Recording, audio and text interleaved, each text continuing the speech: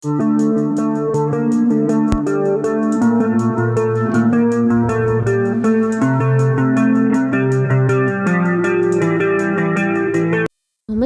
හැමෝටම නොමඩික් ඩයරි අපි ඔන්න ඔයාලව සාදරයෙන් පිළිගන්නවා. අද අපි ඔයාලට ගෙනාවා කළු කොටුව. එහෙමත් නැත්නම් ස්වාට් බැස්ටියන්. මේක කිව්වට ගොඩක් කට්ටිය දන්නේ නැහැ. ගාලේ ඉන්න කට්ටිය වුණත් මේ ගැන ගොඩක් දන්නේ නැහැ. මොකද කිව්වොත් අපි වුණත් මේ තැන ගැන කලින් දැනගෙන ඉන්නේ නැහැ. අහම්බෙන් තමයි අපිට මේ තැන ගැන දැනගන්න හම්බ වුණේ. ඉතින් ලැබුණේ. ඉතින් ඒක නිසා අපි හිතුවා මේ වීඩියෝ එක ඔයාලට වෙනම අරන් එන්න ඕන කියලා. මොකද ඒක ඒ තරම් වටින වීඩියෝ එකක්. ඉතින් ඔයාලට පේනවා ඇතිනේ මෙතන කොච්චර ලස්සනයිද කියලා. ඉතින් ලස්සනයි වගේම මේ තමයි ගාලු කොටුවේ පැරණිම කොටස කිව්වොත් හරියටම හරි. ඔයාලා දන්නවා ඇති ලොරෙන්සෝ අල්මේඩා තමයි ලංකාවට ඉස්සෙල්ලාම ආව පෘතුගීසි ජාතිකයෙක්. ඉතින් මේ පෘතුගීසි ජාතිකයන් එයාලා ලංකාවට ඉස්සෙල්ලාම ඇවිල්ලා තියෙන්නේ ගාලට. ඉතින් ගාලට ආවට පස්සේ එයාලා ඊට පස්සේ කොළඹට ගිහින් තිනවා. කොළඹ ගියාට පස්සේ පසු කාලීනව තමයි එයාලා ගාලට ඇවිල්ලා මේ ගාලේ කොටුව හදලා තියෙන්නේ. ගාලේ කොටුව හදනකොට මෙන්න මේ කොටස තමයි එයාලා ඉස්සෙල්ලාම හදලා තියෙන්නේ. ඒ වගේම අපි පළවෙනි වීඩියෝ එකේ ඔයාලට පෙන්නුවා ගාල කොටුවට එන ඉස්සරහා පිවිසෙන ඉස්සරහා තියෙන ඒ කොටු බැම්ම. ඉතින් ඒ කොටසයි මේ පැත්තයි තමයි ඒ කට්ටිය ඉස්සලම හදලා තියෙන්නේ. ඉතින් පසු කාලීනව ලන්දේසීන් ගාල් කොටුව අල්ලගත්තට පස්සේ යාළුවා මේක අලුත් වැඩියා කරලා තියෙනවා. ඊට පස්සේ ඉතින් ඉංග්‍රීසින් මේක ලැබුණාට පස්සේ තවත් වැඩි දියුණු කරලා තියෙනවා.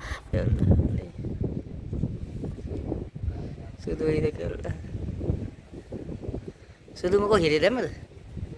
අනේ සුදු හිර කුඩි දාලා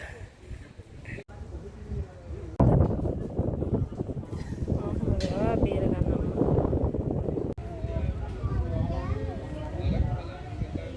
හිරේ ඉන්නකොට කන්න දෙන්නේ නැහැ සුදු. hina වෙවි කන්නේ ඉන්න මිනිස්සෙක් දැක්කම.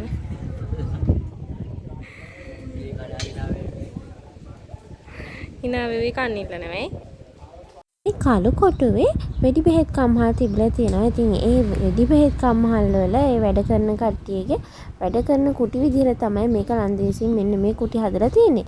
නමුත් ඊට පස්සේ බ්‍රිතාන්‍යයන් විසින් මේවා යාළගේ සිර කුටි විදිහට භාවිතා කරලා තියෙනවා. ඉතින් මේ ගැන ඔක්කොම සටහන් තියෙනවා. ඉතින් අපි ඊට වඩා තව ටිකක් පොඩි විස්තර හොයාගත්තා. ඉතින් මම කැමතියි ඔයාලත් එක්ක ඒව බෙදා ගන්න. අපි ඇඳුම් ගැන වැඩිය හිතන්න එපා. අපි මේ වීඩියෝ එක අරගෙන ඉන්න ඕන නිසාම අපි දවස් දෙකක් ගියා. ඉතින් ඔයාලට පේනවා ඇති අපි ගියේ පළවෙනි දවසේ පොය දවසක්. ඉතින් ඒ වගේම මේක සඳුදා දවසක්. ඉතින් පළවෙනි දවසේ ඔයාලට පේනවා ඇති මේකේ දොරවල් වහලා. ඉතින් මේ සිර කුටි වල දැන් තියෙන්නේ මෙන්න මේ විදිහට අර අතීතයේ යාලා පාවිච්චි කරපු ආයුධ තුවක්කු වර්ග අන්න ඒ වගේ අනුරු තමයි මේ විදිහට තියෙන්නේ. ඒවම කියලා කියන ඒව ගැන විස්තර තියෙනවා මේක ඇතුලේ. මේකේ නම ස්වාට් බැස්ටියන් වුණාට ඉතින් මම ඔයාලට කලින් කිව්වනේ මේක ඉස්සෙල්ලාම නිර්මාණය කරලා තියෙන පෘතුගීසි ජාතිකයෙක්. ඉතින් ඒ කට්ටිය මේකට ශාන්ත ක්‍රූස් එහෙමත් නැත්නම් ෆෝටලීසා බලකොටුව කියලා බලකොටුව තමයි මේ කට්ටිය මේකේ හදලා තියෙන්නේ. ඊට පස්සේ ලන්දේසි ජාතිකයන් ආවට පස්සේ එයාලා මේක යුද අට්ටාලයක් විදිහට තවත් වැඩි දියුණු කරලා නිර්මාණය කරලා තියෙනවා. ඉතින් ඒ කට්ටිය මේකට දාපු නම තමයි ස්වාට් බැස්ටියන් කියලා කියන්නේ. ඉතින් ස්වාට් බලකොටුව ස්වාට් යුද අට්ටාලිය කියලා ඒ කට්ටිය මේකට නම දාලා තියෙනවා. ඉතින් මේ අපි ගියේ දෙවෙනි දවසේ නම් මේ සිර බැඳිලි ටික ඇරලා තිබුණේ. ඉතින් ඒක නිසා අපිට මේ කුටිය ඇතුළට යන්න පුළුවන්කමක් තිබුණා. ඉතින් ඔයාලත් මෙතනට අනිවාර්යෙන් යන්න. අපි කියන්න යන්නේ කොහොමද කියලා.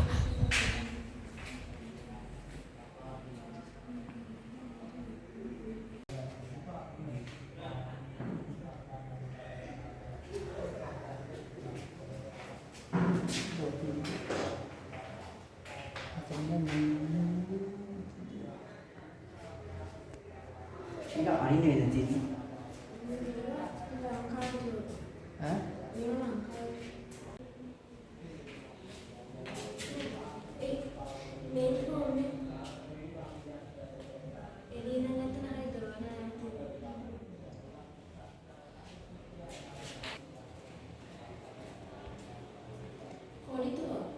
කොඩිතෝ කීටි අපේ කඩේ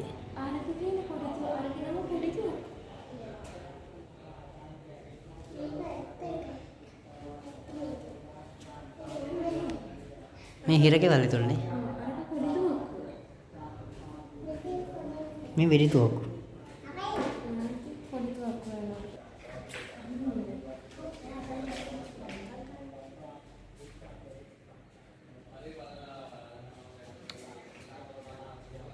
බ්‍රෝ දෙන්නත් දැන් ඔයාලා කල්පනා කරනවා ඇති ඇයි මේකට කළු කොටුව කියලා කියන්නේ කියලා. ඉතින් ඇත්තටම අතීතයේදී මෙතන එයාලා ඉස්ලාම් පල්ලෙහා මේකේ මහල් දෙකක් තියෙනවා. මේ ඉන්නේ ඉහළ මහලේ. තව මහලක් තියෙනවා පහළ මහලේ. එතනට යන්න ඕන බින්ගයක් අතුලින් ගිහලා ඉතින් අපි යන් එතනට ඊට යන්න කලින් මම කියනවා ඔයාලට පේන ඇති අර බිත්තිය. ඒ බිත්තිය කළු වෙලා තියෙනවා. මොකද මෙතන ඉස්සර තිබිලා තියෙන්නේ මේක පහළ තිබිලා තියෙන්නේ වෙඩි බෙහෙත් කම්හල් තමයි තිබිලා තියෙන්නේ. ඉතින් මේ කම්හල් වලින් එන ගල් අඟුරු පුච්චුවාම එන දුම කළු පාටයි. මේ කළු දුමාරය වැදිලා මේ පට්ටියම කළු වෙලා තියෙනවා. ඉතින් අන්න ඒක නිසා මේකට කළු කොටුව කියනවා කියලා කියනවා. තවත් අදහසක් තමයි මේ කම්හල් වල වැඩිපුරම වැඩ කළ තියෙන්නේ වහල් විදිහට ලංකාවට අරගෙන ආව අප්‍රිකානු ජාතිකයින්. ඉතින් මේ අප්‍රිකානු ජාතිකයන් වල දන්න කළු හමක් නෙතියාට තියෙන්නේ. අන්න ඒක නිසාත් මේකට කළු කොටුව කියලා කියනවා කියලා තමයි කියන්නේ. අපි කලින් බැලුවේ සිර කොටිනේ. මේ තියෙන්නේ මොර කොටියක්. බලන්නකෝ යා මොර කොටිය ඇතුළටලා ඉන්නේ ලස්සන. අපි දැන් මේ යන්නේ පහළ මහලට. ඉතින් ඔයාලට පේනවා ඇති මේ තියෙන්නේ අපි අර කලින් කිව්ව උමම් මාර්ගය. ඉතින් මෙතනින් ගිහින් තමයි පහළ මහලට යන්න තියෙන්නේ. ඔයාලා තාම බලාගෙන නැති මෙතනට යන්නේ කොහොමද කියලා දැනගන්න. හරිම ලේසි. කාලු කොටුවේ තියෙන නියෝජ්‍ය පොලිස්පති කාර්යාලය ගාවින් තමයි මේ කාලු කොටුවට යන්න තියෙන්නේ. ඉතින් අපිත් හිතුවේ මෙතන යන්න දෙන එකක් නැහැ කියලා. නමුත් ඉතින් එතන ඉන්න පොලිසිය කෙනාට කිව්වට පස්සේ මෙතන කාලු කොටුවට යන්න ඕන කියලා එයාලා යන්න දෙනවා. මෙතනට අපි ලංකාවේ කට්ටියකින් ගානක් අය කරන්නේ නැහැ. නමුත් යාලා කිව්ව විදිහට විදේශිකයන්ගෙන් නම් මෙතනට යම්කිසි ගානක් අය කරනවා. ඒ වගේම මෙතන සඳුදා දවස වහලා ඉතින් සඳුදා ඇරෙන්න ඉරිදත් ඇතුළුව අනිත් දවස් 6 ඕනම දවසක ඔයාලට මෙතනට යන්න පුළුවන්.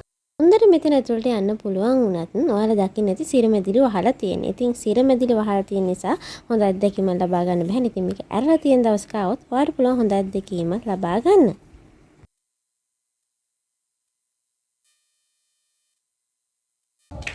එතන ඇතුළට යන්න පුළුවන් දන්න. එදන්න කිව්වා ඇරලේ නෑනේ ඒක වහලා ඇත්තේ. දන්නේ ඒක ඇතුලේ තමයි අර වෙඩි බෙහෙත් ඒ වල අතන තිබ්බේ අර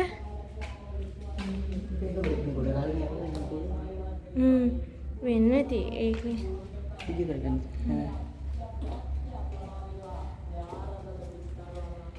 ඒකට යන්න දෙන්නේ නැහැ.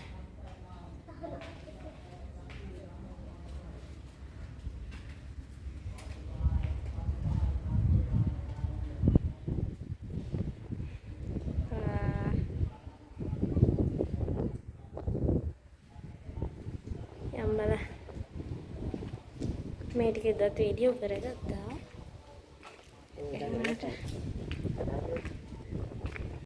අපි දැන් ඉන්නේ පහළ මාලේ. ඉතින් මේ පහළ මාලේ අයාලා හඳුන්වලා තියෙන්නේ වෝටර් පාස් කියලා. ඉතින් කළු කොටුව කිව්වහම ආරක්ෂාවකින් ගොඩක් ආරක්ෂාව තිබ්බ තැනක්. ඉතින් ඔයාලා හිතා ගන්න පුළුවන් පෘතුගීසි, ඉංග්‍රීසි, ඉංග්‍රීසි මේ ගාණ්ඩ තුනම මෙතන පාවිච්චි කරලා තියෙනවා. ඉතින් මෙන්න මේ වගේ කාලතුවක්කු මෙන්න මේ වගේ හිඩැස්වල රඳවල තියෙනවා. මම ඔයාලට කලින් කිව්වා මෙතන තමයි ආරක්ෂාව වැඩිම ස්ථානය කියලා.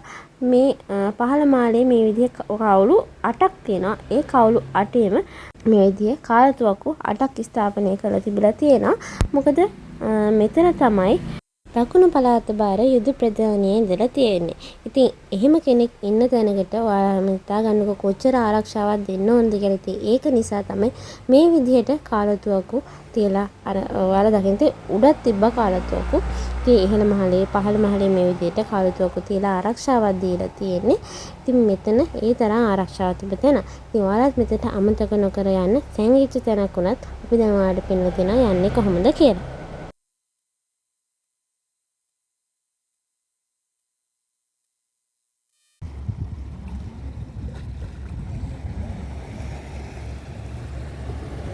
ඔයාලා මේ දකින්නේ ලොරෙන්සෝ ද අල්මේදා ලංකාවට ගොඩ බැහැපු ස්ථානය. දැන් ඉතින් මෙන්න මේ වගේ නටබුන් තමයි අපිට දකින්න තියෙන්නේ. ඉතින් එදා වැරදීමකින් හරි ලොරෙන්සෝ ද අල්මේදා මෙන්න මේ හරියට ගොඩ බැහැපින්ද තමයි අද ගාලු කොටුව වගේම අපේ මන්නා හිතන විදිහට අපිට මේ විදිහ යටත් විජිත වලට අපි මුහුණ දෙලා තියෙන්නේ ඒ නිසා තමයි මොකද ඉස්සෙල්ලාම අපි හොයාගෙන තියෙන පෘතුගීසි ජාතිකයන්නේ. ඉතින් ලොරෙන්සෝ දාල්මේද තමයි ඉස්සෙල්ලාම ලංකාවට ආව පෘතුගීසි ජාතිකයා.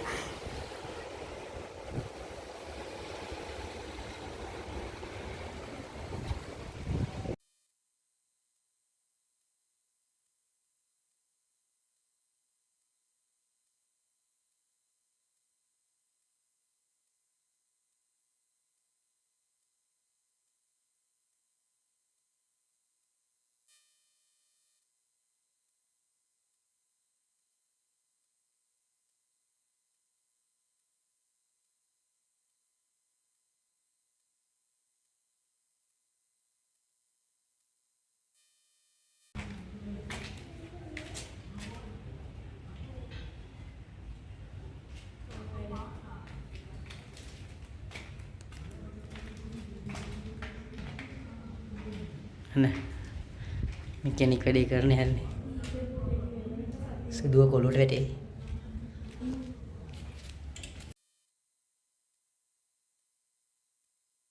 ඔන්න ඔය විදිහට තමයි අපේ කළු කොටුව එහෙම නැත්නම් ෂෝට් බර්ස්ට් තියෙන වීඩියෝ ඉවර වෙන්නේ. ඉතින් මේ වීඩියෝ එක බලපු වාට ගොඩාක් ස්තුතියි. ඔයා මෙතෙන්ට ගිහින් නැති කෙනෙක් නම් අනිවාර්යෙන් යන්න බය වෙන්න එපා. ඒ නියෝජ්‍ය පොලිස්පති කාර්යාලයේ තියෙන තැන මුරට ඉන්න පොලිසිය කෙනාට කිව්වට පස්සේ එයා මෙතෙන්ට යන්න දෙනවා. ඉතින් මෙතනට ගිහලා හොඳ අත්දැකීම ලබා ගන්න. මේ වීඩියෝ එකට කැමති නම් පුංචි ලයික් එකක් දාන්න, තවත් කෙනෙකුට ෂෙයා කරන්න. ඒ වගේම අපිව සබ්ස්ක්‍රයිබ් කරන්නත් අමතක කරන්න එපා.